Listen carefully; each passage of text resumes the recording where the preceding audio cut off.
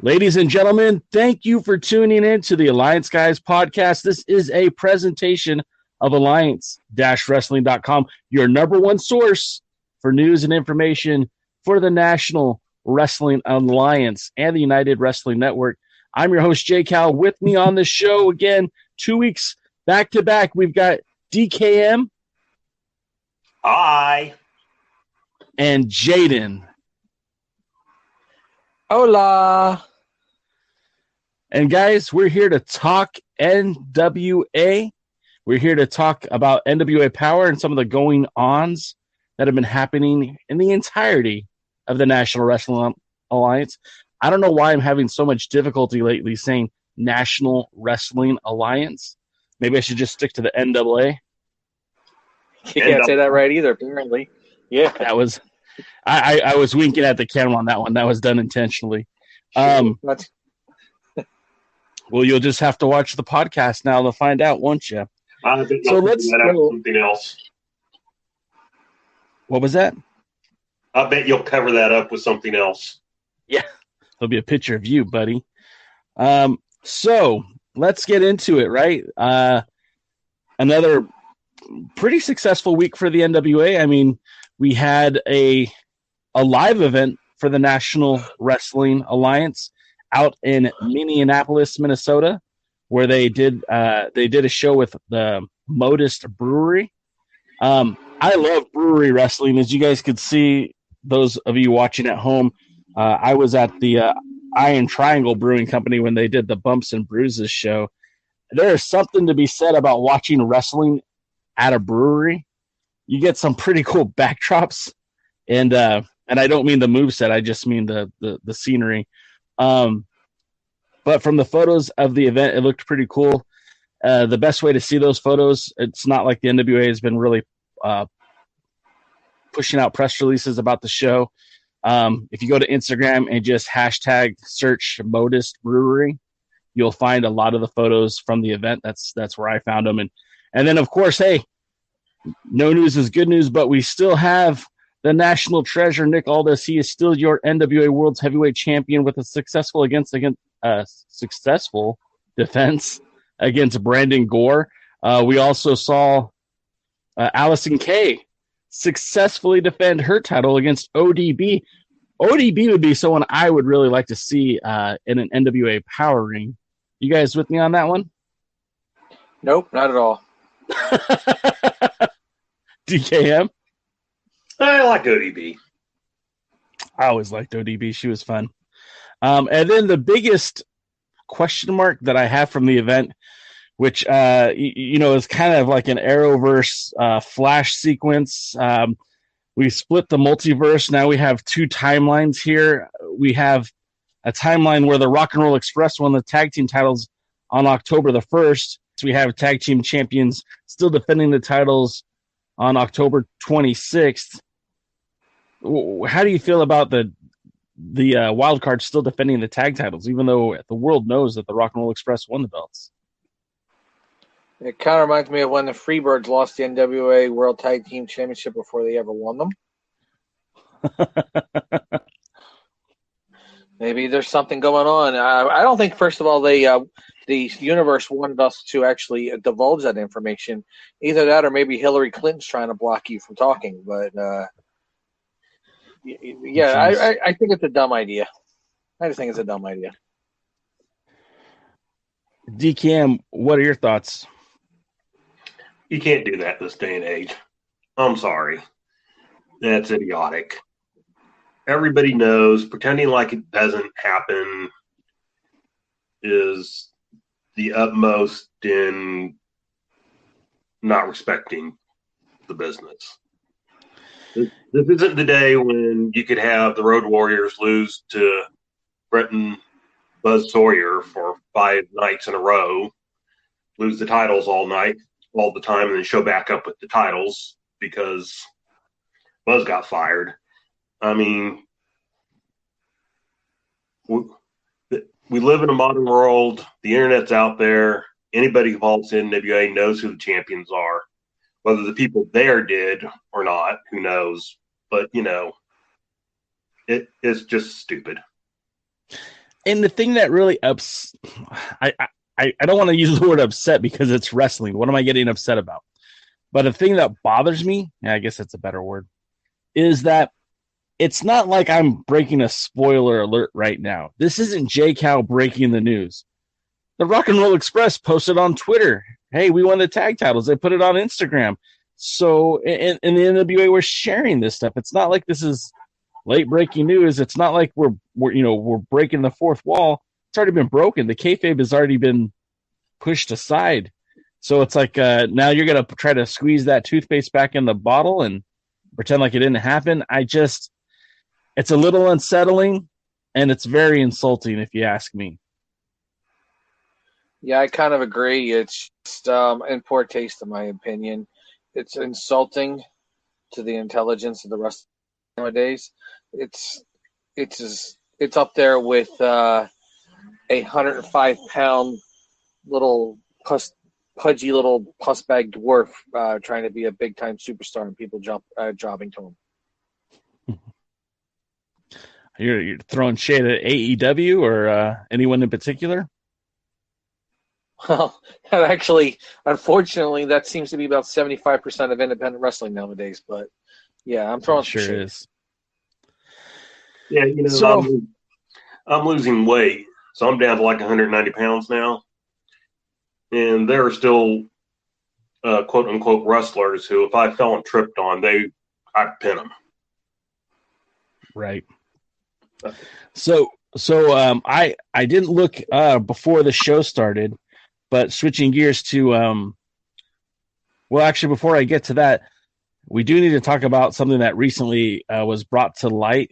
Now, this doesn't involve Billy Corgan. This doesn't involve Dave Lagana. Hell, it doesn't even involve Bruce Tharp or the guys that owned the NWA prior to Billy. But it does specify the previous ownership, and that's Rick O'Brien in NWA Virginia. Obviously, they haven't been affiliated with the NWA for a while, but you guys heard the news. He got in trouble with the law for sex crimes with a child. Personally, as a father, that's disgusts me. I hope the man rots in prison. It's Dave Marquez was quick to point out his hypocrisy where he used to chastise fellow members of the NWA board for their sexuality, and then something like this comes out. Obviously, I think we're all in agreement here that pedophiles don't have any business belonging in professional wrestling. Do you guys have anything you want to add to that? No, not really. Just maybe in prison he'll have somebody who wants to wrestle him. Yeah. It's just disgusting. He doesn't deserve the airtime. Well, that's fair. So we'll move on to NWA Power. Power. So I wasn't able to look up the results, the views prior to the show, but I did look earlier today, and already earlier this morning they had 88,000 views for episode 4 of the NWA Power. Prior to the episode before this one was well over 200,000. The second episode was close to 300,000, and the first episode was over 500,000 views already. Clearly, this is a formula that's working, guys. I think people are buying in. I see mostly positive pieces about the NWA. I mean, you saw that The Rock had commented on it, and I'm not talking about Ole Anderson. I'm talking about Dwayne Johnson. You've got other people from the WWE pontificating on it, like Corey Graves, and I think I saw someone else from the WWE. I can't think of who it was. Comment on the show's success and the breath of fresh air that it has. Have you guys heard anything real negative about the show? I've heard people nitpicking, but not specifically anyone who just hates the show. But no, I've actually heard a few people starting to get a little complaining about it. More traditionalists are complaining about the initial outings of it were a little bit more. At least recently, they've said that it's becoming more goofy. I guess some of the very same things that I started saying last week. But in general, though, I see way more positive comments. And right now, as of this very second, they have 120,075 views for the episode 4. Yes. So let's talk about it. First thing we got was Aaron Stevens out and about on the show again. And again, after last week's god-awful pirate movie, whatever it's called, I'm at a loss for words. What are you guys' takes on Aaron Stevens so far? As far as the wrestling guy that's out there doing the promos, I like him fine. I realize part of his character is, being a movie star. Stay away from this pirate thing. Stop showing clips or just stop the silliness. I guess that would be my thing. Jaden? If he was the only silly thing that was going on, it might be, it might be fine. But he's one of many, unfortunately, of the silliness going on. So it's overdone and it's too much. And again, it's something that I would see on primetime wrestling. I think this might be some Vic McMahon influence seeping down to a former employee, I guess. I don't know. So what happened next, DK? Why don't you lead us a little bit tonight? I left my notes at work.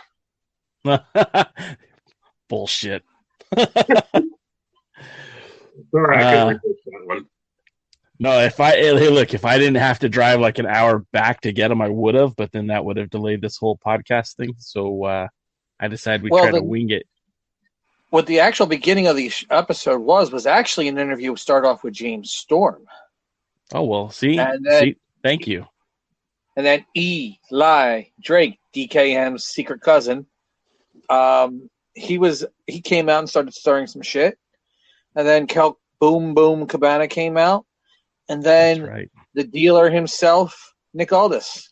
And it turned into a future angle, something going on with a 6-man main event where they're going to choose partners. And it's Eli Drake and his partners. And James Storm. James Storm and his partners. That's right. James Storm and his partners. And Colt Cabana and the dealer himself, Nick Aldis, they pretty much confirmed they're going to be teaming, and we're not sure until later who that is. And then right now, Nick Aldis says that, if their team wins, Colt gets a national championship match. If Storm's team wins, then Storm gets a shot at the world title, but he has to give up the national championship. And I hate that. To me, it devalues the national championship that they would just give that up to get a shot. He's a champion. He deserves the shot anyway. He should theoretically be able to say, look, I'm the champion. I'm the number one contender. I should get a shot no matter what. I shouldn't have to do this. In all reality, it came more across of I know it's supposed to come across like Eli Drake was playing things around and getting a bunch of people to hurt each other and do a bunch of things, but it came more across as Nick Aldis was afraid of Storm, and he was manipulating things to maybe eliminate Storm as a future challenger. We kind of saw this in Aldis before, back with the Cody Rhodes issue. Yes.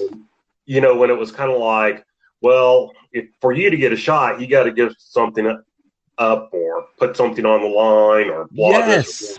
Yes. And it's like, no, that's not kind of the way this works. People don't give up their secondary title to challenge for the world title. People don't put something on the line so they face the world champion. Yes, the world champion is the one that always has something to lose. That's part of being the world champion. Every night you're going out and facing a top challenger who can take the title away from you. That's why you're the best. Right. When Harley Race held that belt, he used to say, he goes, I'm the best wrestler in the world, and this belt right here proves it. I think the exact quote was God's green planet or something like that. Something to that effect. Yeah. Greatest wrestler on God's green planet. Yes. So I'm with you guys 100%. Now, two things. First off, you guys know I love Nick Aldis, right? I mean, I'm a big proponent of the National Treasure. But two things. One, he doesn't need two nicknames. I don't want to call him the National Treasure and the Dealer. Let's stick to one, guys. It's a little hard for me to keep up. I'm not the sharpest knife in the toolbox. You know what I'm saying? The second thing is, why is everything so convoluted with Nick Aldis? You brought up the point with Cody. Hey, Cody, you bring that Ring of Honor title and we'll do a title for title. Well, that didn't happen. He still got his match. But then on the rematch, hey, well, Cody, I'm challenging you, but let's make it 2 out of 3 falls to see who the best man is. Because, again, it had to be convoluted. Then when he finally wins the title, he finally goes to Tim Storm and says, hey, Tim, you can have a shot at the title, but you're just going to have to put up your opportunity to ever challenge for it again. Convoluted. Why all this rhetoric? Why all this stuff? Why can't we just have a wrestling match? And to your point, is he pulling some strings? Maybe Nick Aldis has too much power on NWA Power. And I always have been against a commissioner or a on-air figurehead, but maybe it's time the NWA introduce somebody to pull the strings back on Aldis, who seems to be running roughshod and you know, telling people when he's going to defend the title, who he's going to defend the title against. It's like, you know, we still don't even have a number one contender yet, and the pay-per-view is on December 14th. They haven't officially announced an opponent yet for Nick Aldis. You know, some of this goes back.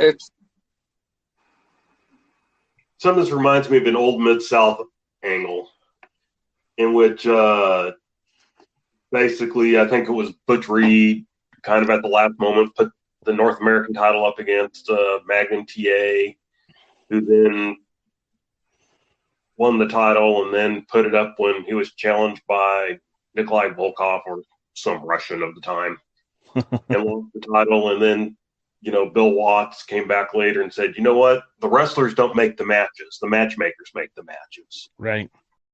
And so last week we had the, you know, Dalton brothers say, well, you know, we'll face anybody except for Outlaw Inc., who was challenging us or whatever.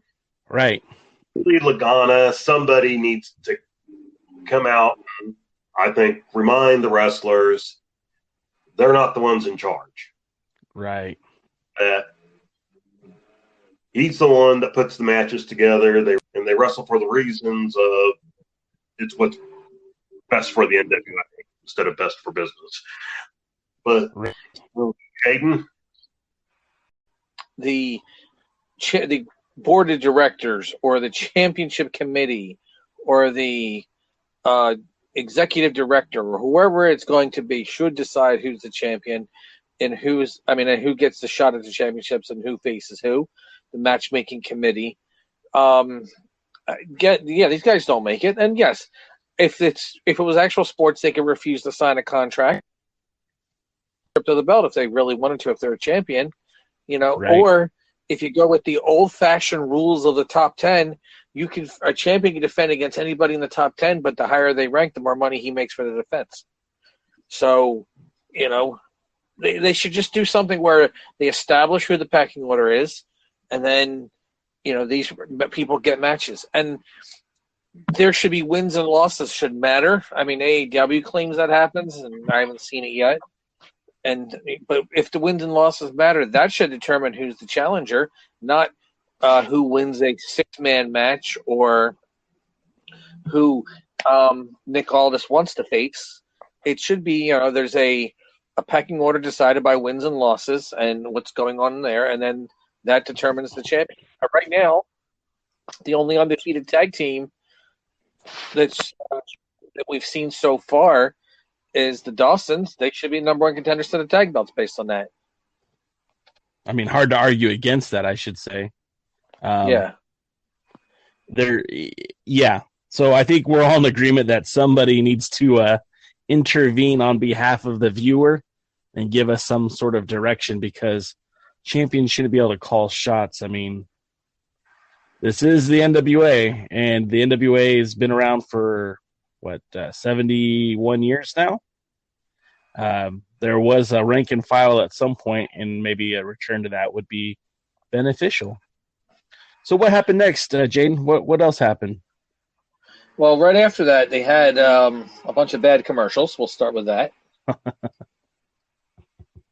And then they recapped what's going on with the whole Camille thing. But my favorite part of that afterwards is they actually brought in Trevor Murdoch, and they gave him a promo, and he came across somebody who had passion and somebody who wanted to be there. Yes. Unfortunately, that kind of got ruined when they brought in Black Bart Jr., a.k.a. Josephus. Josephus was suspended for the powder incident. Right. And, again, somebody decides, hey, I don't think he should be suspended. I must have the power to unsuspend him. So they ended up having a match that somehow became official without anybody doing so. They just decided to have a match, and then there it is. And then Trevor Murdoch won. But if you wonder why I don't believe Josephus has what it takes to be part of the NWA and be featured, just watch that attack. It's horrible. It's so amateur. He just stutter steps into it and doesn't put anything behind it. If Trevor Murdoch wasn't as good as he was, he probably wouldn't even known that he was supposed to go on and run into the post. He's the one wrestler on the one who, out of everybody in the thing, that just does not belong. Looks the most minor league. His punches, his strikes, everything. It's just so 1980s bad independent wrestling looking stuff. I don't know who trained him. They should probably give him his money back, because he just does not look like he belongs. Everything he does is so incredibly inferior to everybody else on the show. It actually turns out he's a product of the old USWO, Tennessee Wrestling. They had connections to the NWA on and off for many years. I don't know exactly who trained them, but I think that was LT Falk's promotion out there in Tennessee. DCAM. Well, speaking of Falk, grab one of those tire irons and hit him in the head and take him out of wrestling. Tire irons. DK, did you want to add anything to the match between Josephus and Trevor Murdoch? I like Trevor Murdoch. Glad he won. I will make this comment on Josephus. Now, I've seen him for a long time. And, there was a period of time where he wrestled as Josephus Brody, and, he had a Bruiser Brody type gimmick and everything. And it fit him a little bit better, just kind of being a wild brawler and stuff like that. Right. He wrestled for NWA Saw, if you guys remember them. Yep. He even won the Southern Heavyweight title. And did he beat Jeremiah Plunkett for that? I don't remember who he beat for it. I remember he lost it a short time later. And it may have been I want to say Chase Owens. He either won it from or lost it to Chase Owens. That's interesting. This was kind of back when Smoky Mountain and Saw was doing a small crossover. Right. And, that character fit a little bit. It worked for what it was. He does not, like Jaden says, he doesn't fit here, and we can ramble on forever about that. So next. Well, let me talk a little bit of positive here on this, because Trevor Murdoch, I just want to go to what Jaden was saying. He came out with some power. He kind of came out, no pun intended, sorry. He came out very passionate about being a part of the NWA, and that he was fighting for a contract. Now, they didn't really explain fighting for a contract. Like, I thought everyone there had a contract. I mean, I know at the press conference that Billy Corgan said, like, the shows would rotate rosters in, talent in, and so maybe that's what was implied. Trevor Murdoch was wrestling for a deal, so he would be there exclusively with the NWA. I'm just glad to see him. I think with this crowd, Trevor Murdoch is A-okay with us, and I'm glad to see him on my TV every week. The little things, right? Trevor Murdoch is an old school style wrestler trained by Harley Race. He's been in WWF or WWE. He was in TNA. I hope the NWA does become a home for him. I hope maybe he and Colt can maybe lock up for the maybe him and James Storm can lock up for the national title sometime down the road. Yes, and that's alternate universe. That might be a great match. But if they're going to rotate talent, maybe they should rotate Josephus out. The true question mark is whether he has any talent at all. After that was the Aaron Stevens segment, and it was awkward. It was incredibly awkward. Ricky Starks came across as kind of a star in this first appearance. And this appearance, he came across as a guy who had no idea what he was saying or doing, or it didn't work. Aaron Stevens, which I'm sure a lot of people wanted to do. I know DK probably does. But yeah, I don't know. He came across as somebody who didn't have an idea what he was going to do when he came out, and he tried to improvise, and it just didn't work. What's your take, DK? Well, one of the things about studio wrestling, and Billy said this, you kind of have to stand on your own. You have to go out. Just to get a comment in on the commercial. Yeah, for it. I mean, I kind of agree with you. It's kind of in bad taste in this day and age.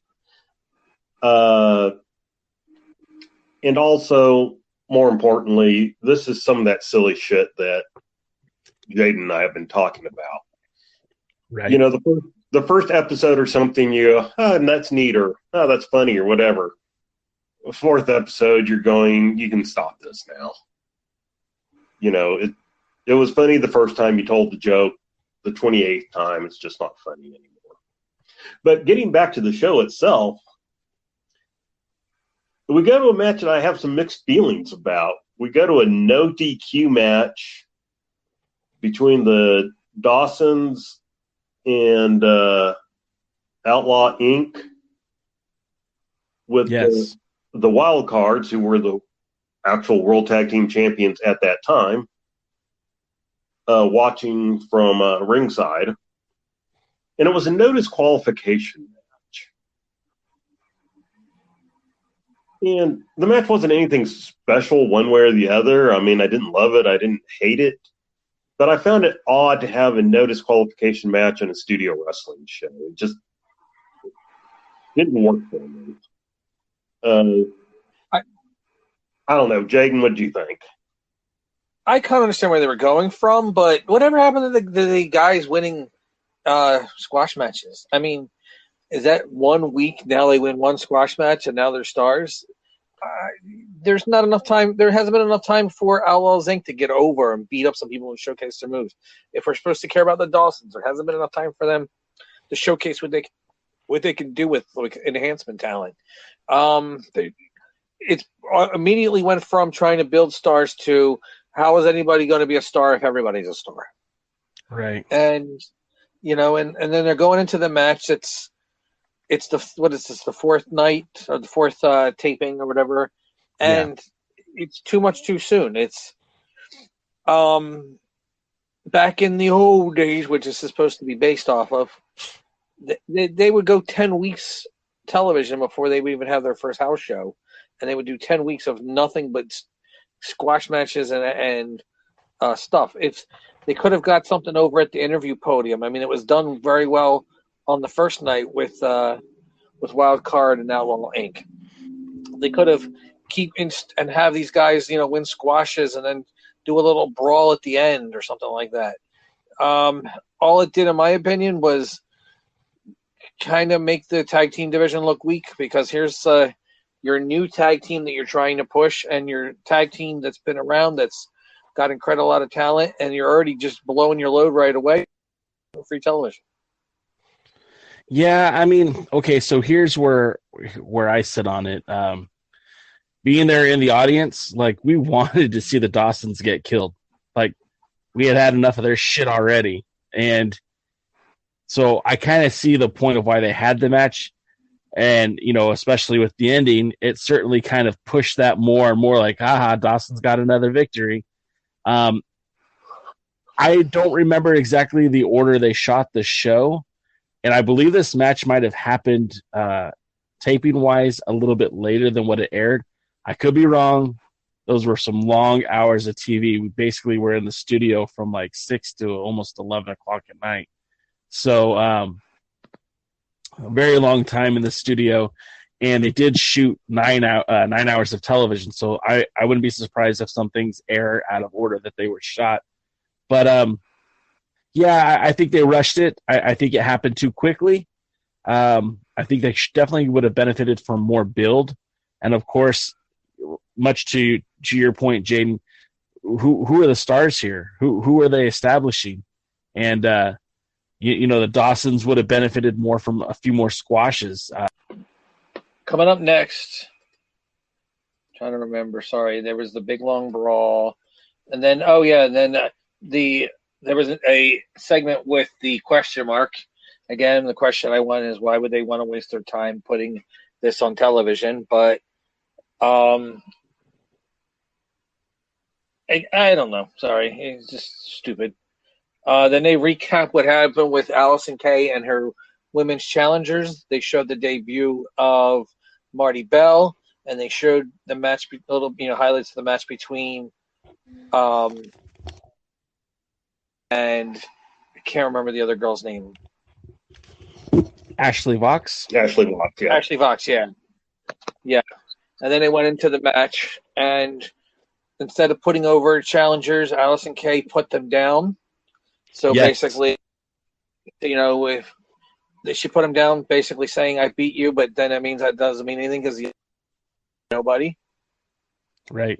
She very condescendingly did it too. And then Marty Bell had a decent match with Ashley Vox. It wasn't bad. I don't think either of them came out looking stronger. And then Thunder Rosa came out with the drums playing. They did not play the drums in the studio. What was that? No, there were no drums in the studio.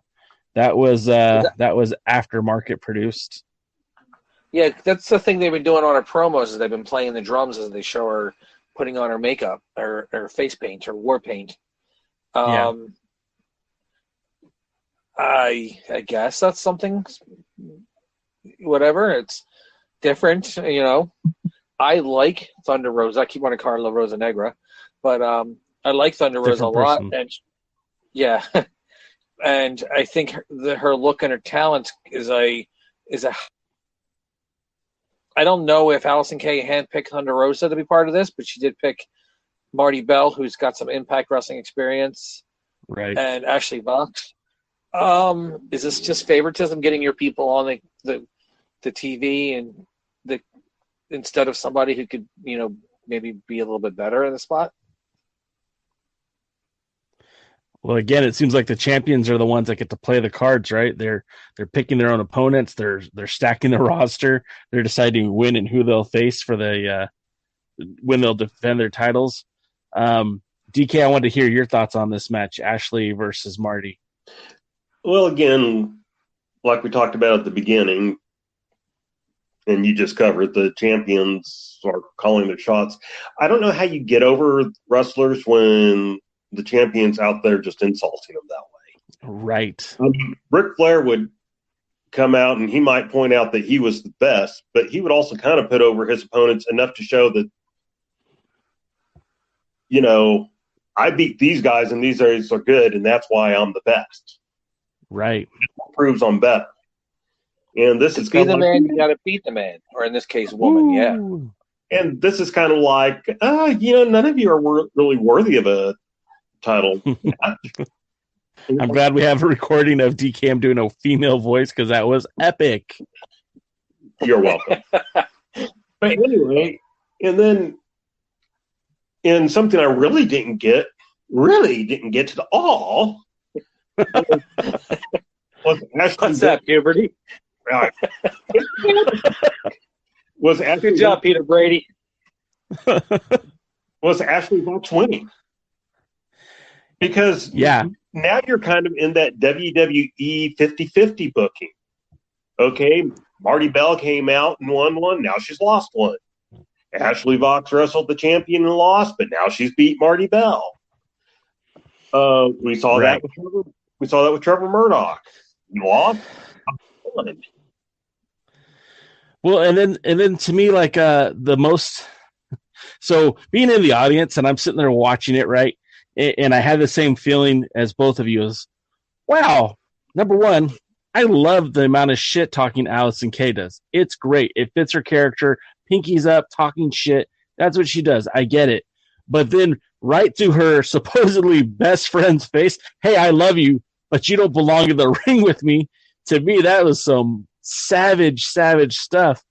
And then apparently she was 100% right because Marty Bell lost to Ashley Fox. The one who couldn't get the job done, who already had a match, wasn't for the title, but had a match and couldn't get the job done. And then thank God for Thunder Rosa. Thank God she's here to save us, save us _ Thunder Rosas, because honestly, the women's division is lacking. It's lacking. And Allison Kay, I think, is a great champion, but she needs some higher end competition. Earlier when I said ODB, because to me, ODB is a step up between Ashley Fox or Marty Bell or any of the other broads that they've brought in so far. I'm not impressed. I was hoping for my girl Ruby Reyes to show up. Obviously, that didn't happen. But I would love to see what Thunder Rosas is going to do. And it was weird. Did you guys pick up on that weird vibe where she was reaching out to Marty Bell? She put her hand out there, and Marty just kind of stormed out of the ring? Well, first of all, yeah, is there supposed to be an alliance of friendship? I didn't understand that part, but I do want to say this one thing real quick.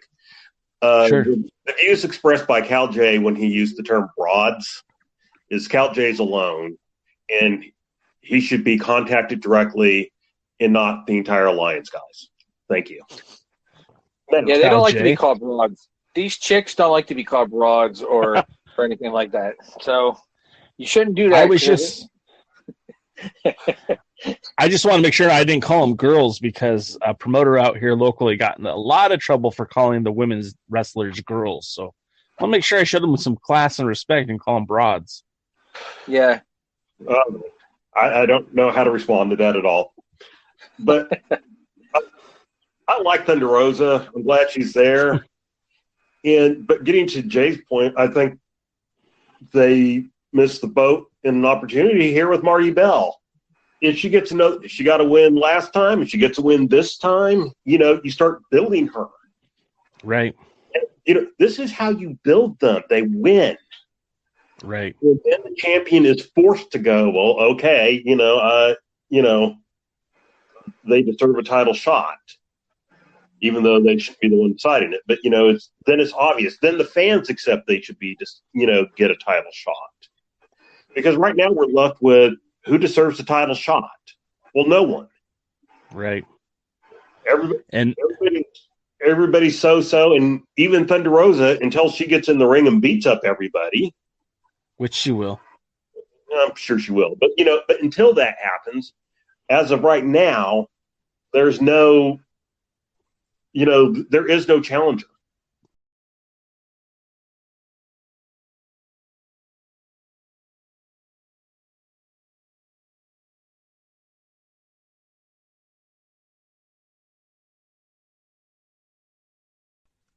So, main event time. We've got a 6-man tag. We've got James Storm, who comes out with who? The wild card. A champion picks champion. Dun-na, dun-na-na. Okay. So Latimer? Yeah. Thomas Latimer and Royce Isaacs, along with James Storm, come to the ring, and they take on, of course, Colt Boom Boom Cabana, our NWA World's Heavyweight Champion, the National Treasure, Nick Aldis, and Mr. Henderson. Hey, did you notice who was missing? Say that again. Did you notice who was missing? Who did I forget? You didn't forget anybody, but, the person who was out there during the interview stirring up half this crap was Eli Drake. Oh, yeah, he's the puppet master. I'm telling you, man. He's pulling these strings, man. He's making these guys jump.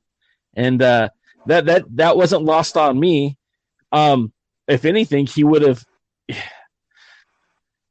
we had this conversation a couple weeks ago. We're trying to determine who is face and who is heel, right? Because the actions are always going to speak louder than words.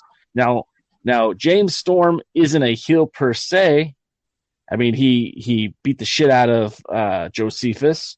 That's a face move for you guys. He came out asking for a title shot. So far hasn't done anything heelish.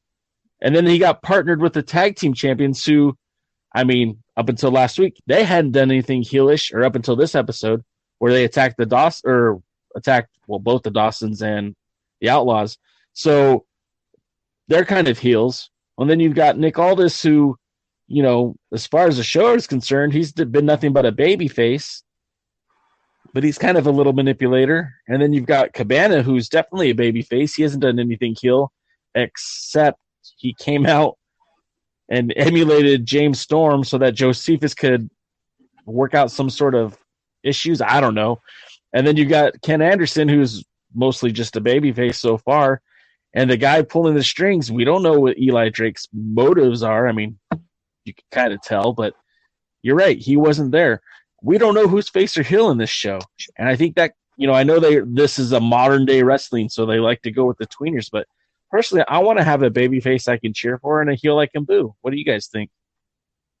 The only person that's really just completely booable is Josephus. And unfortunately, it's the wrong kind of heat. But yeah, it's true though. There are the Dawsons heels, then why are Latimer and Royce attacking them? Are the Outlaws Inc. heels, or why are Latimer and Royce attacking them? The only people that seem to be true babyface is Jim Cornette. Oh, not on his last Twitter post. But let's move away from that. Let's get back to the wrestling in the ring. DK, now, what did you think of this matchup, the 6-man tag? The matchup was fine. This was a good TV main event. Yes. And I think part of what we were talking about earlier with Jaden, the squashes and everything like that, and I kind of understand where we're going. We need the squashes for most of the episode, and then we need a decent TV main event. And this was a good TV main event. So we're back in the main event. Anyway, it's a good television main event. Again, we kind of had the goofy rules, as far as getting Colt Cabana a title shot. At least he got the pin. I don't think anybody was hurt in the match as far as winners or losers. No. So, Jaden? No, again, it was a good TV main event. I love the way the NWA Tag Team Championships looked when this came out. I don't know why. I don't know if there's something different about it, but the way they shined looked very good on television, more so than even the World Championship or the National Championship. It's just they look very good. Nobody looked bad. Everybody got their spots in. I think if anybody, Kennedy probably took them. I hear it's the Jaden and the DKM show. Yes. All right, let's get recording before we get kicked off. So here's, ladies and gentlemen, thank you for tuning in to the Alliance Guys podcast. I'm your host, Jay Callen. With me are my two compadres, my confidants, mis amigos, DKM, Jaden. Thank you for joining us. DKM, how are you this evening? It's hump day. I'm good. Oh yeah. Jaden, how are you? Well, I used to think compadres meant I was a Mexican preacher, so I guess I'm all right since I'm not a Mexican preacher. Yeah, Jesus. Literally. Exactly. Okay. That's what a teacher would love. I'm going to have a sip of Coke on that already. Yeah. Or like All right, a line of Coke. You're snorting food? What? Exactly. So this is the Alliance Guys podcast, a presentation of alliance-wrestling.com. You can follow us on Twitter, Instagram, Facebook at the Alliance blog. And what we do, well, we talk NWA. That's what we do. That's what we've been doing for 10 years. There's a lot of new guys out there, and I think you should try them all. But don't forget who was here first. So to start, say that again. Sam Mushnick. Well, yes, Sam Mushnick was here first. People didn't know he had a podcast back in 1956. Yes, but that was by telegram. It is. And he would say, new NWA World Champion, stop. So there's some 1950s humor there for you guys. All right, so what we're going to talk about, well, it was an effort, DKM, which is more than I could say than what you're doing on the show. Oh, wait. I'm probably gonna edit all this shit out anyways. Let's be honest. Maybe. All right. So, episode 5 of NWA Power. All right, guys, do it. Power. Jaden, are you abstaining? I think he went to sleep. Can you hear me now? Maybe his phone. Yeah, I can hear you now. I can remember I can't let the phone go black or you can't hear me. Once it goes Do black, the then come back. power. Oh my god. Power. It kind of makes me want to do an Ultimate Warrior style promo and say, the gods above have given me the power. Oh, please don't. All right, so now that's done. Man, I'm hearing dogs and trains. Where are you guys? There's a bunch of hobos. You should watch your language, you know. You might get blackballed like Jim Cornette. I said hobos. The only person that'll take offense to that is Robert Baines. So let's talk NWA. Let's talk NWA Power. To kick the show off this week, there was an Eli Drake promo. The Master Manipulator at it again. DKM, what were your thoughts about Mr. Drake's? It wasn't actually a promo. It was more like a video package of him kind of pulling the strings, if you will, with the heavyweight division of the NWA. It was a good package, and I think it helped develop the storyline that they're trying to tell, which they've needed. So I liked it. I thought it was a positive. Jaden, your thoughts on the package on Eli Drake? Well, apparently, whenever they show Eli's package, it gets a lot of positive press. So I guess they have to do more of more demonstrating of Eli's packages, and it'll be a lot better, I think.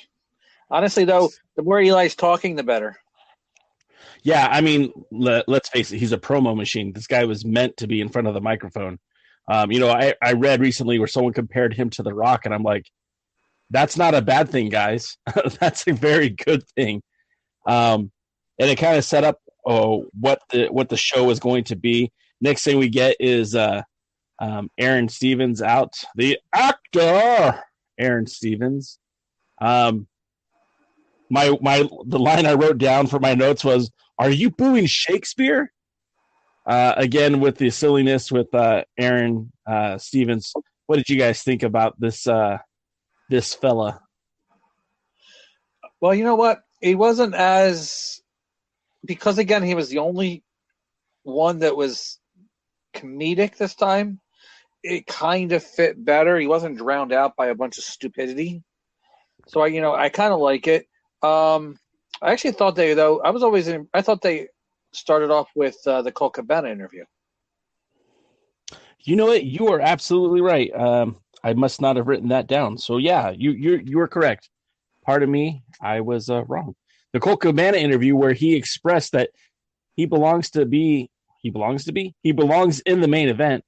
That he feels like the national championship is rightfully his, and that James Storm got that belt in not in a less than proper means to get that title.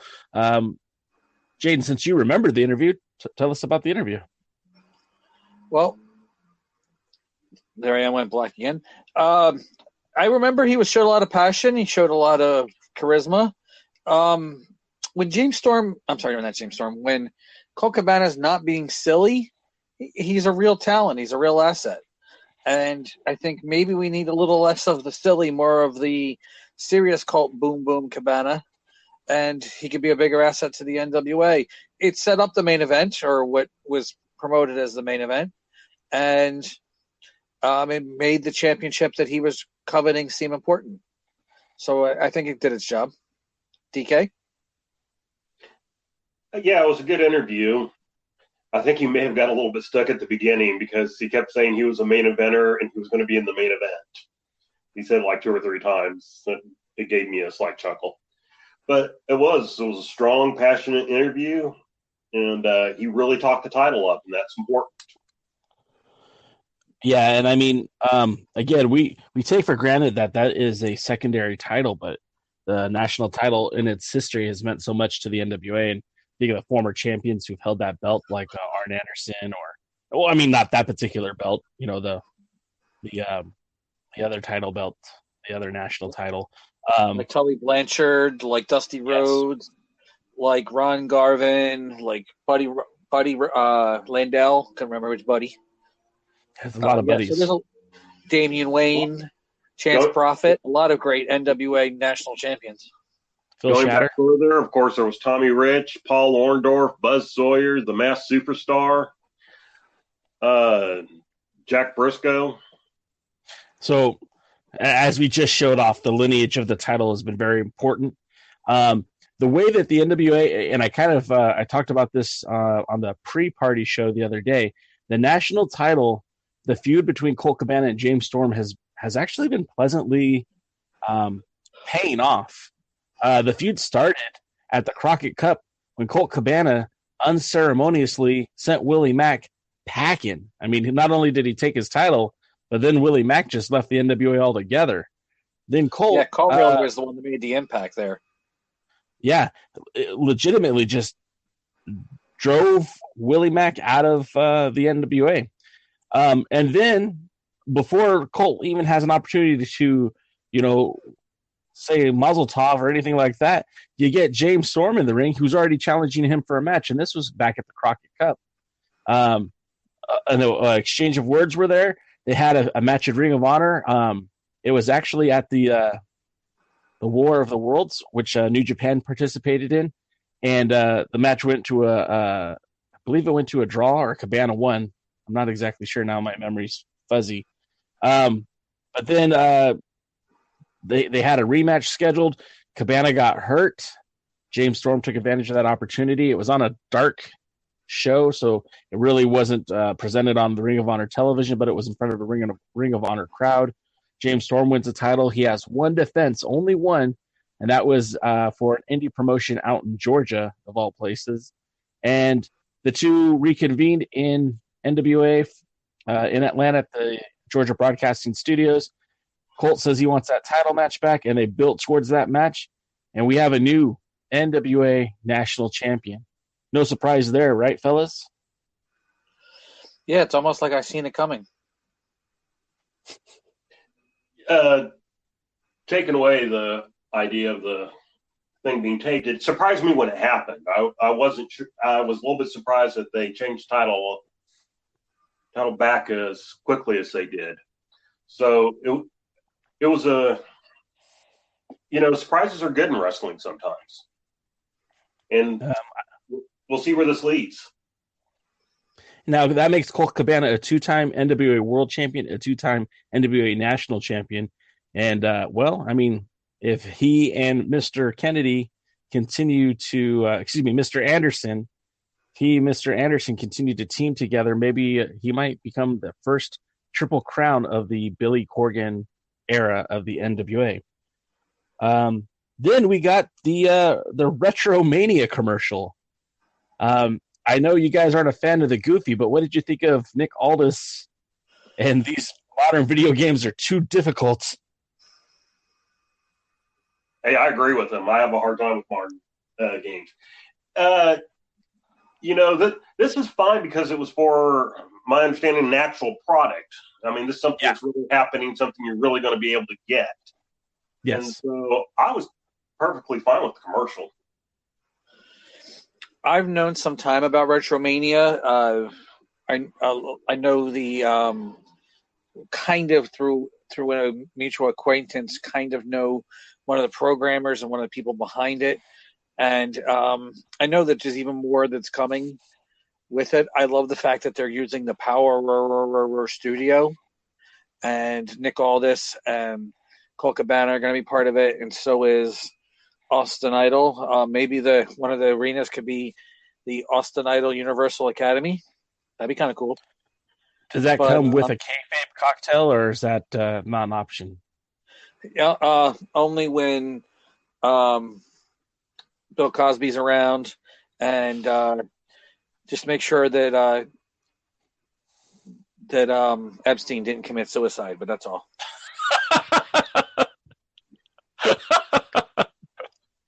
Oh shit.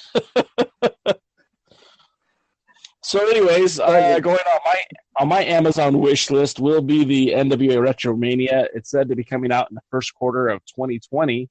And I'm looking forward to playing it. And maybe I'll actually play it on the Twitch channel, and we could talk NWA while I'm playing as Nick Aldis conquering the Legion of Doom. That'll be good. Animal Hawk versus that'll be great. Tommy Dreamer. I think he beat Tommy Dreamer before. Pretty much, I think everybody who's living, he's had some kind of association with in this game. So why not? And the interesting thing about it is too, it's the game itself. It's not an NWA game. I don't want people to be confused. This has been in the works for quite a while, but it does feel like they're going to be putting a big chunk of NWA look and feel into it. And for me, that's awesome. I think that's great. I think I'm looking forward to it. So next after this was the tag team match with the Dawsons versus Mims and somebody. I can't remember the other kid's name. Kingsley. Yeah. And the crowd got behind Mims. Well, it's good. Maybe they could pay his hospital bills. Yeah, that's about all they got. The Outlaws would end up challenging Kingsley and Mims, but this is what we were talking about just the last podcast. What's that? Redo that. Said the wrong name. Oh, I did, didn't I? Let me start over. Yep.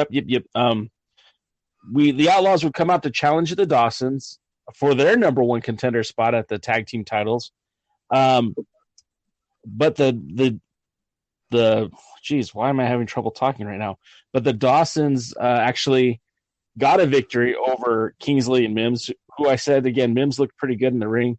But this was a return to the squash match. We were talking about this last week, how one of the things we felt was hurting the NWA tag team division is those squash matches. These matches that make the Dawsons look very credible and very much a threat to the tag team champions, Latimer and Isaacs. Gentlemen, your thoughts on this match? It was a good enhancement match. I mean, it served its purpose. The guys weren't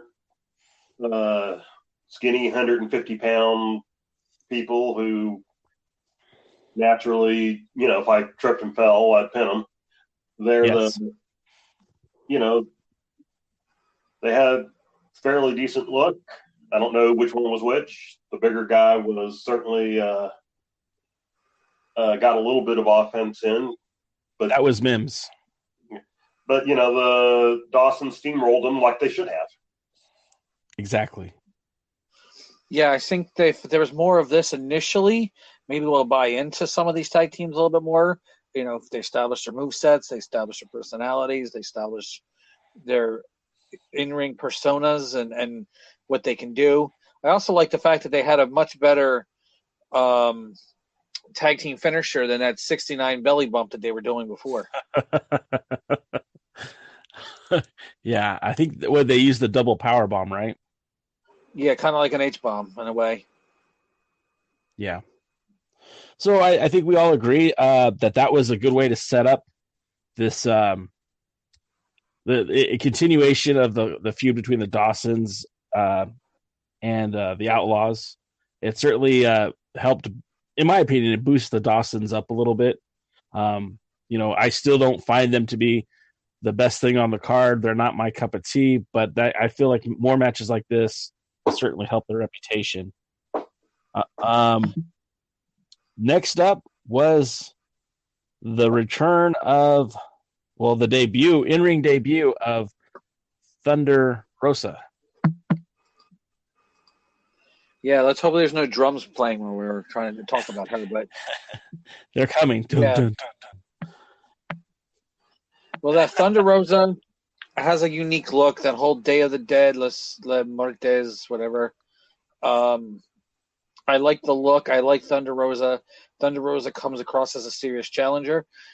We were complaining about what would happen last week with Vox winning. Well, she took some of that momentum, and then it kind of further elevated Thunder Rosa by beating somebody who just came off a big win.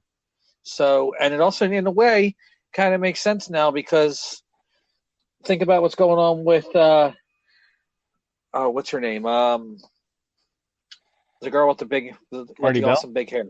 Marty Bell, yeah. Marty Bell. Marty Bell. She's upset about losing. She's upset about what Allison Kay said. Allison. And Allison Kay. I said that the second time. But she was upset about the Allison Kay said, and it kind of played in with the story on that one. DK, your thoughts? The match itself was exactly what it needed to be, which was, Thunder Rosa basically dominating Ashley Vox. I guess if I had any complaint about that was if we go back to last week and she just had this victory, then, again, it's kind of putting both Marty Bell and Vox in a lower spot. Well, at least Marty Bell was able to get some payback, but it did lead me to another issue that we're kind of having a little bit with the NWA, and that is who's the face, who's the heel, who am I supposed to cheer for, who am I supposed to boo? Because, Allison Kay had been the heelish one coming into this, putting down her opponents and you're not ready and you're not good enough and stuff like this. And yet, after she pinned Vox, Thunder Rosa attacked her more. Marty Bell comes out. And then they do the interview with Marty Bell where she's sitting there complaining about what Allison Kay has to say. Allison Kay comes out before she can get 3 words out. She's attacked by Thunder Rosa and then gives Marty Bell the chance to get a cheap shot in. Marty Bell gets the cheap shot in and rolls out. And, okay, they did a good job of advancing the storyline, but I don't know who I'm supposed to like. Well, right now I don't like any of them. I think that the attack itself was telling you, like, okay, so Allison Kay is the victim. She might be a little bit on the braggadocious side, but ultimately she wasn't attacking people outside of, being a savage and putting them down.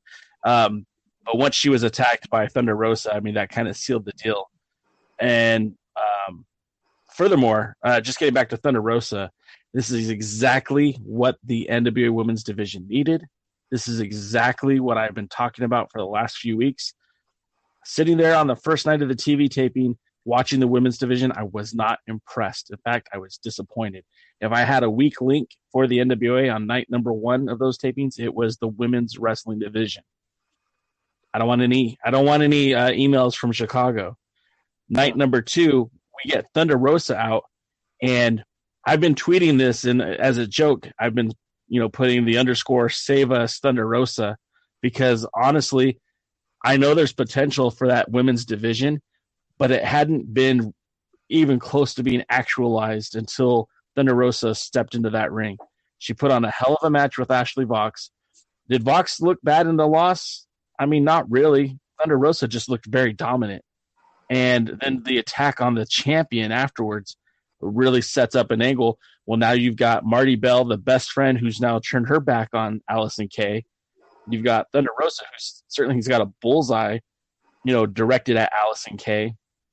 And Ashley Vox and all this is just kind of like a, we don't know what's going to happen with her. Is she going to help Allison in this feud? Is she going to, is she going to go lick her wounds? We don't know. But ultimately, I feel like that was a shot in the arm for the women's division for the NWA. And I really am looking forward to seeing what's next. We did kind of skip over something real quick. We didn't mention the interview with Mr. Tim Storm, former NWA champion. Oh, yeah. Gosh, well, my notes must have been a lot worse than I thought they were. Yeah, Clickbait Joe Galli attacking our friend Tim Storm. I thought Tim was going to cry. And that would have been a damn shame, because everybody loves Tim Storm. And I didn't like the way Joe Galli was coming at him. Certainly wasn't befitting of an award-winning journalist, that's for sure. A bunch of clickbait making people cry. DKM, what did you think about that interview? Is Joe Galli a heel? I mean, we asked that question unintentionally. I don't.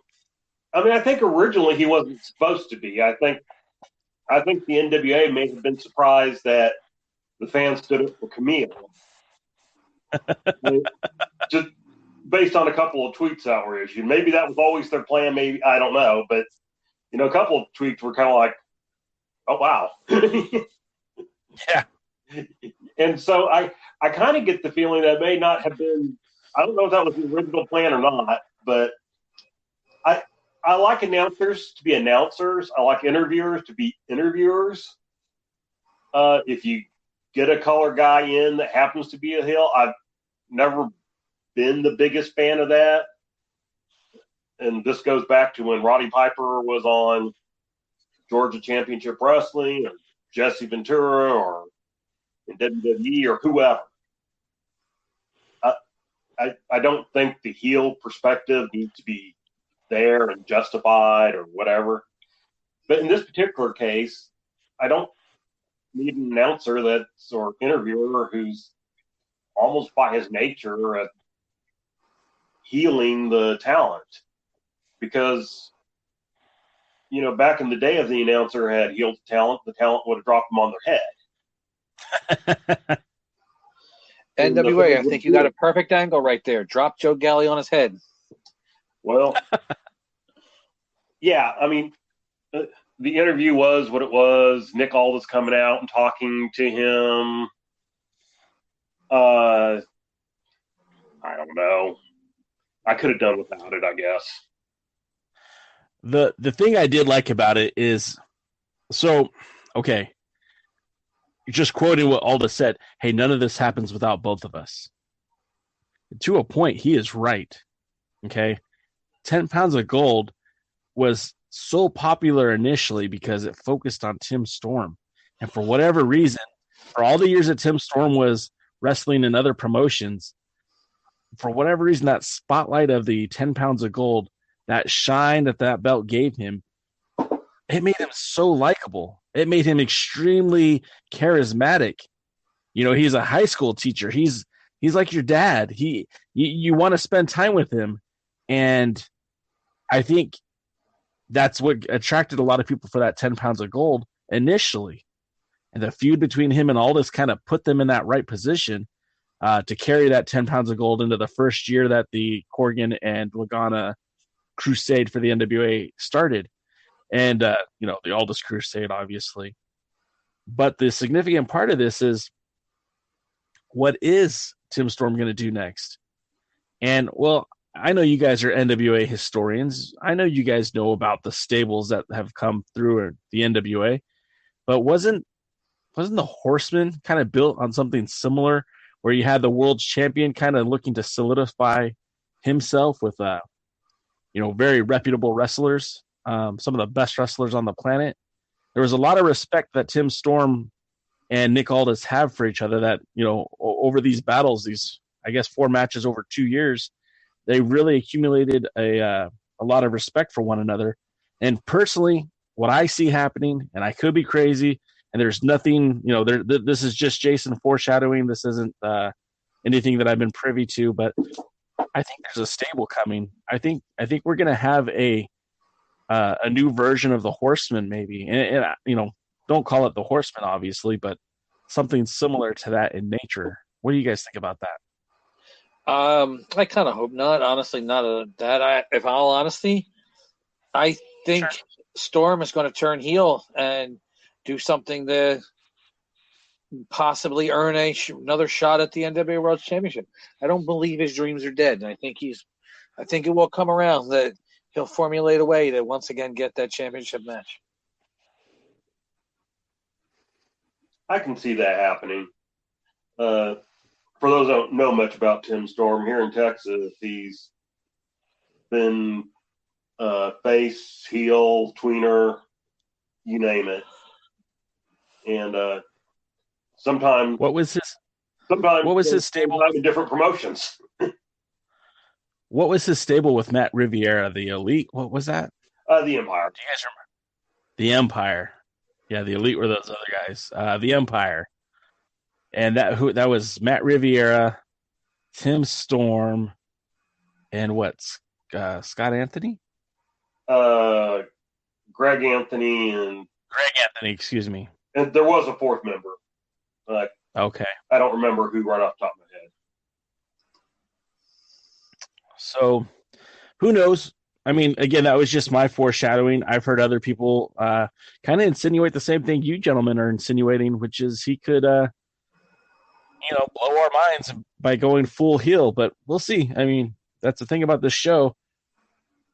There's so many roles are undefined that it's kind of hard to figure out who's who and what's what.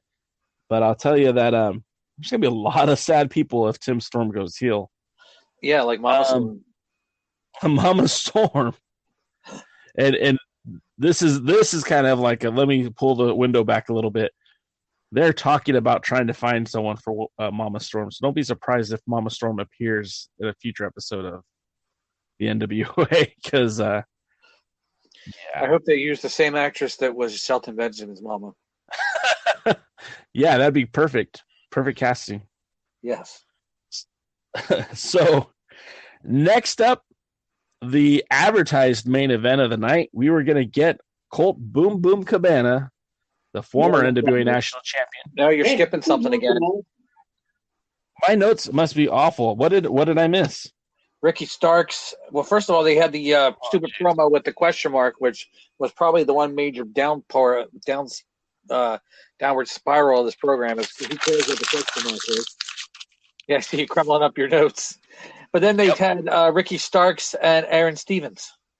2 out of 3 falls. That's right. That noise I was literally crumbling up my notes because they're garbage. I promise to do better next week, guys. We expect better. Yeah, how was the guy winging it? How was the guy winging it, remembering this, and the guy that took notes having trouble? I will say this, and if you guys are following the Alliance blog on all social media, then you saw it. I produced so much content yesterday, I could barely keep my mind straight on anything. There's activity on Instagram, there's activity on YouTube, there was activity on TikTok. So I was all over the place yesterday, so I apologize if I guess my notes were garbage. But I actually enjoyed the Ricky Starks match with Aaron Stevens. I know they're going for this silliness. I mean, they put him in a near nude trunks for his match. Talk about with the ultra out. Oh, it happened more than one. When he came out, the crowd literally thought he was naked. I mean, we all gasped like, "Oh, gee, oh, okay, it's covered, but barely." Well, because the first shot for us was from the back, and I'm like, what the hell? Yeah, exactly. We were like that as well, and yeah, that was a bit much for my liking, but it kind of fit with the whole. I mean, he's definitely acting a little flamboyant, which kind of, I guess, plays well with the stroke daddy. Don't Google that, please. It was look, The dogs didn't like it. Nobody seemed to like it. well, I mean, look, I like Ricky Starks, and I think the NWA is doing him perfectly because they're building him up. They're putting challenges in front of him, and he's beaten two times has he beaten Aaron Stevens. And that's two former WWE competitors that he's beaten, and he's looked really good in most of his matches. He had the great match with Caleb Conley to start the show off on the first week of television. To me, I mean, he's kind of forging his way as the MVP of the show. I mean, he's not a champion, but he certainly is starting to look good in the ring to me. And that quick victory against Aaron Stevens. And did you guys catch the part where he fell into the lap of the Tennessee Volunteer Santa Claus? Yeah, but he didn't beat Ricky Starks beat Murdoch, not Caleb Conley. Oh, At least not yet. Who knows? Maybe you're. Oh no, you're right. Spoilers. No, you're right. You're right. I scratch that. Never mind. I take it back. Yes. Rewind. That was Eli Drake who defeated Caleb Conley, not Ricky Starks. Okay, so well, the interesting thing is that when you look at who Ricky Starks has beaten, and they're two older veterans, and neither one of them has wrestled in a little bit, but you can't argue their pedigrees. Both are former WWE champions in the tag teams division. I don't remember if Sandow ever held one of the singles titles or not. I'm sorry. I don't believe he did. I don't think so. But he was a tag team champion on more than one occasion. Trevor Murdoch was 3-time champion. So, I mean, these were guys that were upper mid-card. And there's no arguing that Aaron Stevens was very over in his Mizdow persona. Right. So, I mean, Ricky Starks is, they are building him correctly in my mind. I wouldn't want them to continue to do this for the next 10 years or even 4 weeks. But, they're getting somewhere. The thing is, I don't know what you do with Ricky Starks in the sense that he's a smaller guy. There's not really a title for him to be actively going for. They don't have a junior heavyweight title, and I'm fine with that because they don't really seem to have a lot of junior heavyweights. They got a lot of big guys. So, this is a battle of how do you use them? I mean, Jaden, what would you do? How would you use Ricky Starks? Well, one of my problems with Ricky Starks right now is I still think he looks like Sebastian Cruz, so I keep seeing that when I look at him. Actually, if you ever watched Full House, there was this little nerdy kid who was friends with baby Michelle, and he kept saying, "You're weird," and he had this weird little haircut, and he was actually related to Tien Tamara. He also kind of looked like him, so maybe that's him grown up. But he's got some talent. I think he could possibly challenge for the national championship. That could be something that might be down the line. Colt's not the biggest guy. He's actually probably the smallest heavyweight they have in the division. So, I can see him challenging for the national championship, and even maybe giving Nick Aldis a run for his money. And Nick Aldis seems to think he's a big-time player. Maybe it's time to put his money where his mouth is and see if he can handle the dealer, the national treasure. Yeah, I mean, well, not all at once, gentlemen. Go ahead, DK. I was just saying, I don't know. You don't want to move him too fast. No. You don't want to. I mean, you start putting him in with people that you know are going to beat him. I don't think that's a good thing. On the other hand, he's got to move to a next level at some point here, maybe in the next set of tapings or something. Or maybe he just needs a good person to feud with. So, not all feuds revolve around a title belt, and maybe just, I know he and Aaron Stevens aren't finished, but maybe that's what he needs is just a good feud to help kind of direct that character a little bit more. Well, he probably needs somebody like Caleb Conway or who's, I think they could put on a good thing. They could put on good matches where they could elevate each other and look good, where who wins and who loses maybe at the end of the day isn't as important as how they look in the match. So somebody like that, I think, would be a good hookup for both of them. Yeah, I wouldn't mind seeing that match, Conley and Ricky Starks. How about you, Jay? I would love it. I'm a big fan of both those guys. We've been talking about Conley so much, and kind of forgot to mention that he was part of that New Year's Cup, or not New Year's, the New Year's pop-up event that they did with Tried and True Pro. And in fact, that's how the War Kings got they earned their spot in the Crockett Cup by beating Caleb Conley. And I want to say it was, Jay Bradley. I think it was Jay Bradley. But that's how they got into the Crockett Cup for the War Kings. And certainly, Caleb Conley is a guy that's been involved with the NWA through many iterations of the NWA. So I like the guy. I love to see him wrestle. I think him and Ricky Starks could certainly have a terrific match. Kind of like the match that we had for the advertised main event between Colt, Boom Boom Cabana, and James Storm. I think this was one of the best matches we've seen to date on the NWA Power show. Oddly enough, Eli Drake came out with James Storm again, being the puppet mastermind, making the puppet dance. And, of course, Mr. Anderson accompanied Colt Boom Boom Cabana to the ring.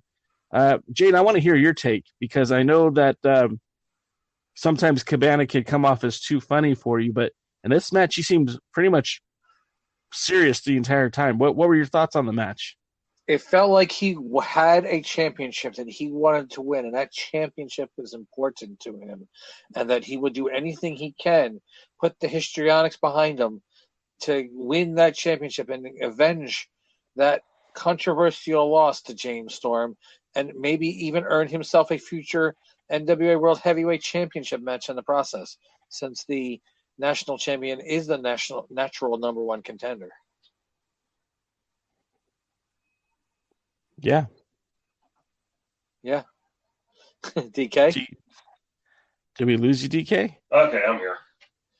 Sorry. All right. That's okay. I'll take a drink. Unfortunately, it wasn't whiskey. As for the match itself, I really liked the match. Again, going back to even like last week's, it was really good television main event. It was good back and forth. There weren't long periods of either one of them dominating. They both made it seem like, they were truly in it to win it, that title meant something. I wasn't 100% thrilled with some of the camera work at the very end, because I kind of missed what was going on just before he actually got the pin. So, the next thing I knew, Colt Cabana had done that, what'd you call it, Superman dive? Yeah. And was pinning James Storm. And I don't know how that was set up or anything. And I'll admit I didn't go back and watch it, but it was just kind of, there was the distraction on on the floor between Eli Drake and Mr. Anderson and Camille, who we don't know why she was out there. Who's the real puppet master? Could Aldous be the real puppet master here? Why is Camille out there? Why she shoved Eli Drake? Why did she stare down Anderson and then leave after the pinfall? I mean, yeah, I'm wondering that, kind of curious too. Like, what is exactly going on with Camille? I know back in the heyday. Yeah, don't ask Joe Galli. I know back in the heyday of the NWA, everybody was kind of feuding with everybody, and they had matches that can go on at any time, so they can go right. The Midnight Express were feuding with the Rock and Roll Express. They were feuding with the Lightning Express. They were feuding with Dusty and Magnum. They were feuding with the Road Warriors.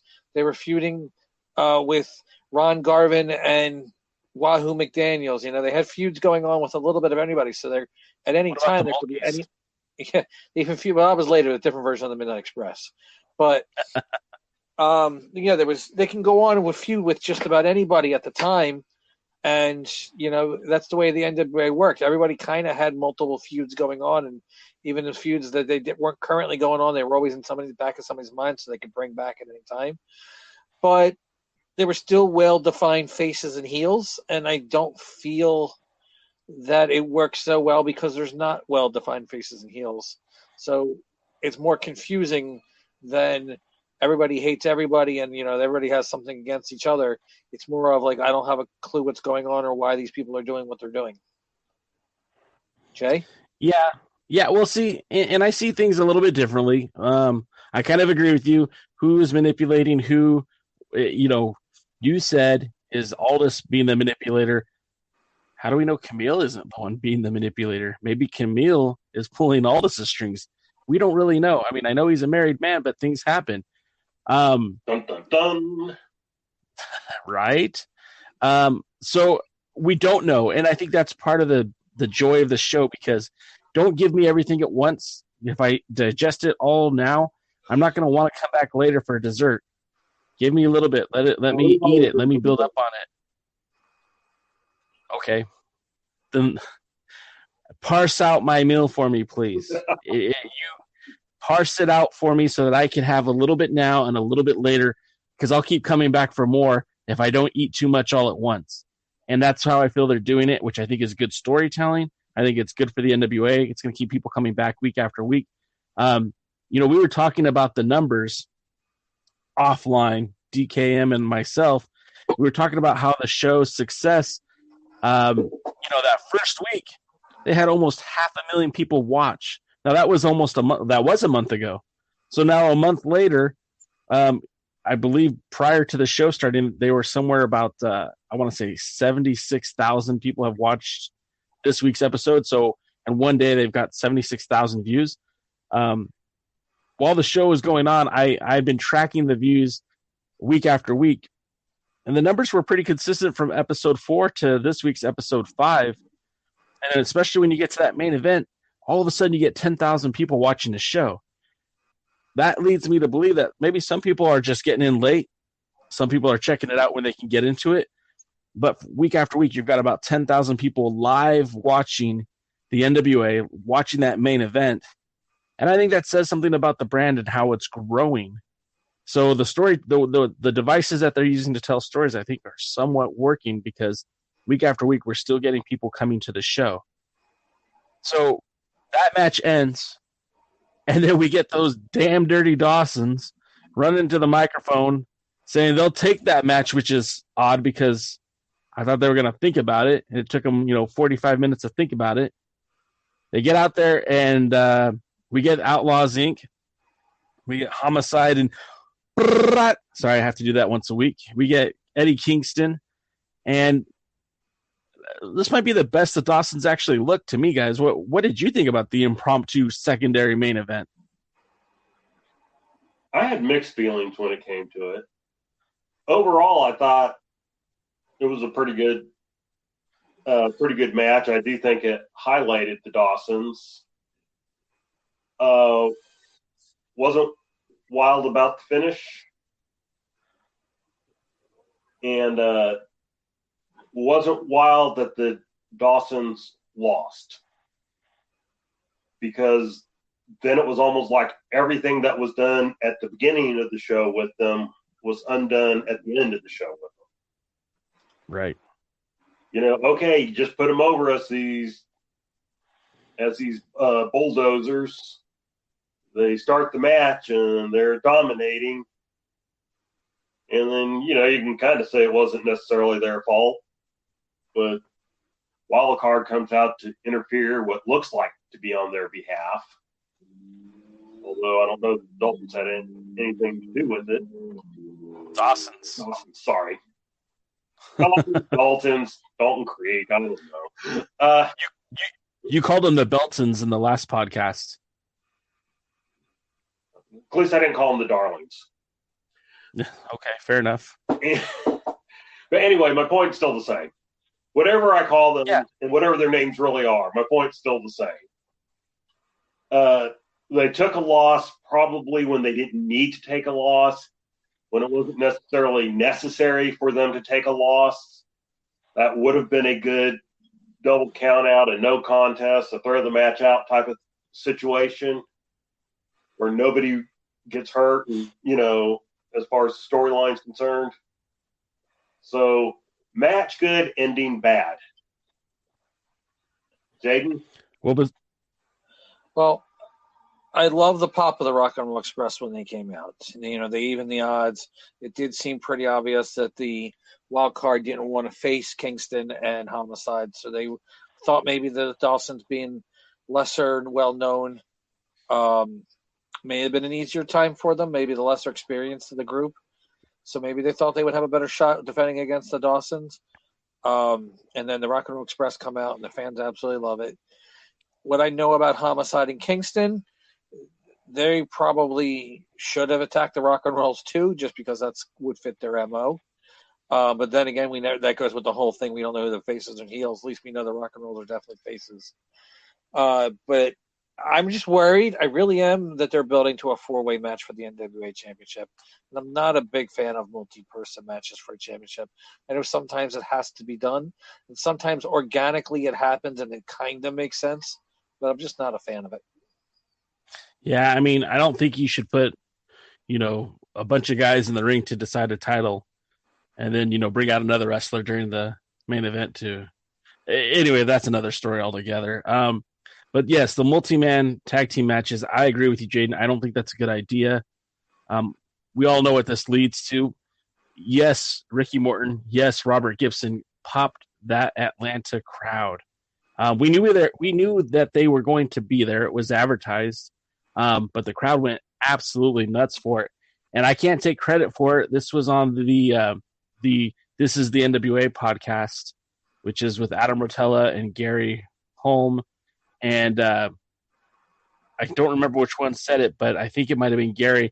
He's saying the look on Eddie Kingston's face, sitting there holding the hands of the Rock and Roll Express, it almost felt like it might have been a childlike experience for Eddie Kingston to be there with maybe a tag team he might have idolized growing up.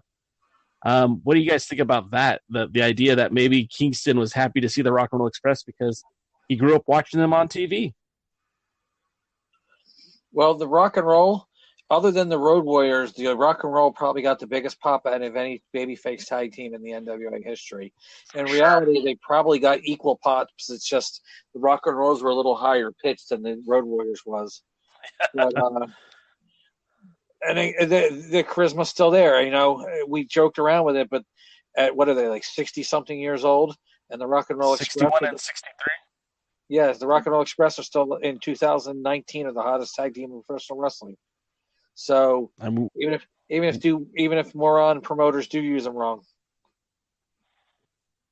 but still, it's great to see them.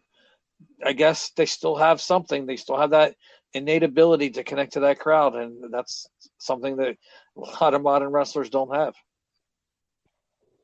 This is true.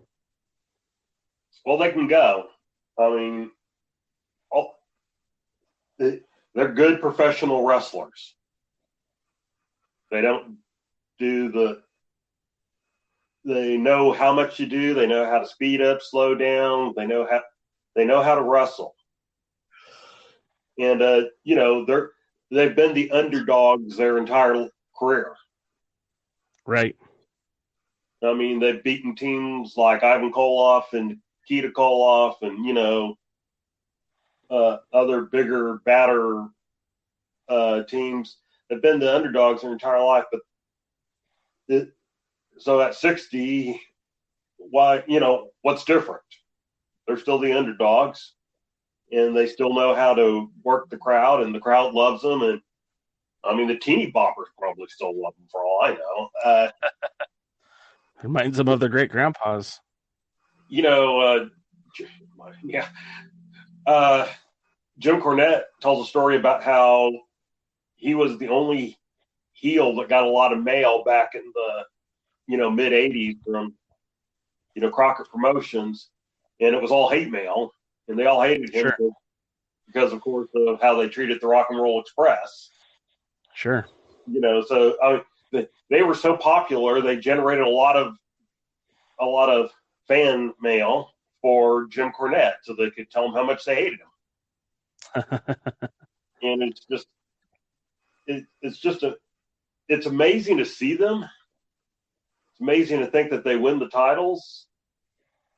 Again, probably we all know this isn't going to be long term. I hope they play it smart with them. I hope Jaden's wrong that they're heading towards a multi-team match. I don't know. I suppose we'll find out when they start announcing pay-per-view matches. Well, so here's an inside scoop, guys. They are doing a benefit show, they being the Rock and Roll Express, for Bobby Eaton on that same day as the pay-per-view. Now, can they jump in an airplane and fly from one show to the next? Sure. But does that sound likely? Not really. I mean, this isn't the old days where Crockett had a helicopter to fly him from here to there. So where they're doing the show and to the Atlanta taping is actually almost equal to the distance of where they would be doing the shows in the 1980s and the Atlanta TV station. So it's very possible if they get out early enough, they can drive. Well, and again, way, don't tell Bobby Eaton about that show. He's not allowed to know about it. I don't think he has the YouTube. That's why you make sure you don't tell him. Say that again, DK? I don't think he has a computer. He might not. So there's a good possibility that the Rock and Roll Express might not even be at the pay-per-view, but I'm certain they'll be there the following 2 nights in Atlanta at the Georgia Broadcasting Studios. So we'll see. But ultimately, guys, the survey that I took kind of listening to this conversation, I feel like we were all more positive about this week's episode than we were last week's. Yeah, it's the best episode since the first one. A few minor things here and there that, we really didn't need any question marks. Leave the marks for the people, leave the marks for the crowd so they can clap at everything. But it's a much better show. It was very good. Had me excited. I always kind of look forward to the NWA and always feel bad that if, when I don't like something and I'm always opinionated, and I know it shocks some people. But I don't know. It's so much better than everything they've done the last 2 weeks. I still think the first episode was slightly better, but it was very, very close second, in my opinion. I'm going to disagree with Jaden. I thought this one was better than the first one. It didn't have silly commercials. It didn't have, a Josephus match.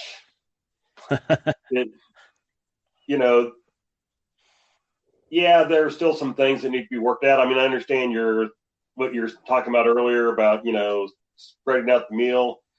You just got to be careful when you're doing stuff like that, because you can also fill up halfway through and then get up and leave the table. Right. So,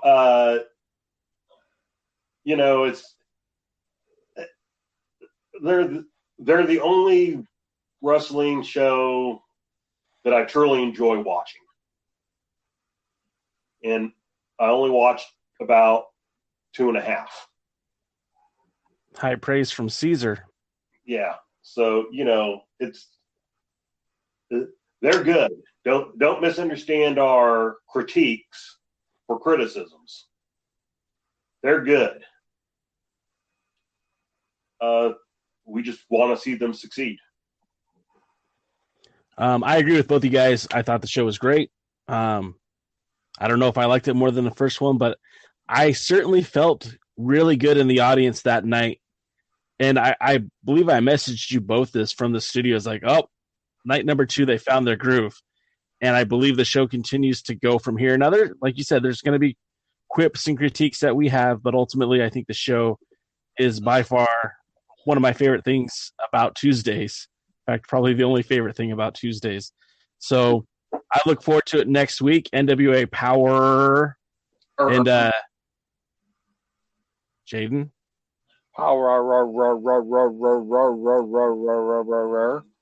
Thank you. And I think that's going to wrap it up for us, guys. This might have been the best podcast we've ever done because we didn't drop at least once, not once. Don't jinx us. Yeah, real quick, before we go, I got to say, I hate Josephus. If you're a fan of Josephus, go pee on an electric fence. And he still sucks. And if you think he's great, then I wonder if you live near power lines or maybe, a long time ago, I found out that the United States government used to inject radioactive isotopes into pregnant women to see what happens to the babies. I think those babies became fans of Josephus. All right. I had to get that in, that's I can't even say it's my gimmick because that's 100% real, but I can't disagree with him. I don't know that I would have made an effort to said it, but I can't disagree with him. I will say one thing that I really did enjoy. It was a little bit inconsistent, but I really did enjoy. And that is that obviously this came from the second night of tapings because Dave Marquez had his sheet on there where he was able to give weights in hometowns and, proper introductions instead of this is Bob and this is Joe. Sure. Okay, that's fair. You know what? We're not like people that are going to backtrack. Go ahead, DK. I'm sorry. I said I noticed they didn't give the weights for the girls. Yeah, well, who would ask them, right? But me. We're not going to be somebody to backtrack. I actually like David Marquez in his role. His interaction's different depending on who he's in there with. He's almost Bobby Heenan-esque somewhat when he's in there with Aaron Stevens. But, I do like him in the role. Some people said he's not exciting enough. Maybe he could bring it up a tad. It wouldn't probably hurt, but I do like everything that he does. I like Jim Cornette. I think, since where I'm talking about it, I think the NWAs are kind of pussies about what they did with Jim Cornette is where he's been talked to and everything else. That's so bullshit. Such bullshit. It really is. Grow a fucking sack. God damn it. Somehow this part of the show this show got edited somehow. I don't know what happened. Don't edit it. Come on. It's true though. Jim Cornette talked about it on his last podcast. I guess the only thing I didn't like was apparently they hadn't actually listened to it. They basically he basically said Lagana called him and go, "Did you do this? No. Did you say this? No." Because you can't make fun of, I understand, didn't do it, and everything. It's like, and then they had to issue a statement. Yeah, I know. Grow a damn sack. The people that aren't going to watch because of Jim Cornette, chances weren't going to watch the fuck anyway. So you know what? Screw them. Well, let me make this point real quick because I'm usually on the other side. Joey James Cornette. Yeah, James Cornette can be abrasive, right? James Cornette is who he is. The NWA knew who he was when they hired him. They knew what he was about when they hired him, and they didn't care. So the fact that they sent out the letter, I get it because, look, man, this is still a game. You still have to play politics. what Cornette said wasn't all that bad. He said so much worse in the past. This was tame by comparison. He said, but they have that show. Yeah, right. But I get why they have to do what they have to do. But in the meantime, the fans of the NWA, for the most part, they love James Cornette. Yeah. For the most part, they love the guy. It's the same audience. And I think it's foolish to think that he could say something that's going to offend the main NWA fan base. Now, there are fringe people who are watching the show, checking it out, that might be turned off by Cornette. But again, that's not your diehards. That's not your fan base. That's just a few guys here, a few guys there. I heard what was said.